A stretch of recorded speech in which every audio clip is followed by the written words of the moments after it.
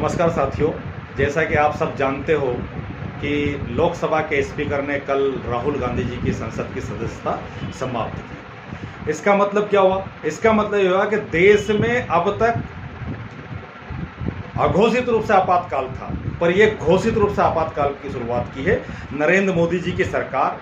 भाजपा और आरएसएस की मानसिकता कभी भी लोकतंत्र को बहाल रखने की नहीं हुई। चूंकि राहुल गांधी जी लगातार अडानी के मुद्दे पर प्रधानमंत्री मोदी से सवाल पूछ रहे थे और पूरी सरकार और भाजपा उन सवालों का जवाब देने की स्थिति में था, खासकर नरेंद्र मोदी जी।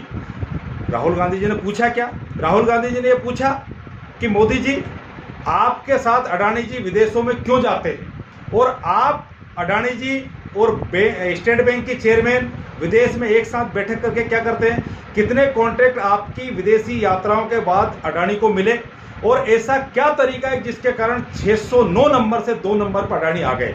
इन सारे मुद्दों को लेकर के लगातार जब राहुल गांधी जी सवाल पूछ रहे थे तो नरेंद्र मोदी जी, जो अपने आप को 56 इंच का सीनाधारी कहते थे, वो जवाब देने की जगह राहुल गांधी की आवाज को दबाने की बात करने लगे और उनकी सदस्यता समाप्त कराने जैसा अलोकतांत्रिक निर्णय किया। पर वो ये भूल गए कि सदस्यता तो इस देश में इंदिरा जी की भी खत्म हुई थी। वो गांधी के विचार के प्रतीक है, वो नेहरू के उत्तराधिकारी है। उनकी दादी इंदिरा और पिता राजीव ने इस देश को सुरक्षित रखने के लिए, लोकतंत्र को बचाने के लिए और इस देश के सुंदर भविष्य के लिए अपनी शहादत दी है। उनका नाम सावरकर नहीं है, उनका नाम राहुल गांधी है। वो ना माफी मांगेंगे ना झुकेंगे, बल्कि देश की आवाज को पूरी ताकत के साथ मजबूती से लड़ेंगे। और वो ये भूल गए, हिंदुस्तान का आवाम, हिंदुस्तान का आम आदमी, हिंदुस्तान का गरीब मजदूर और किसान राहुल गांधी के साथ है।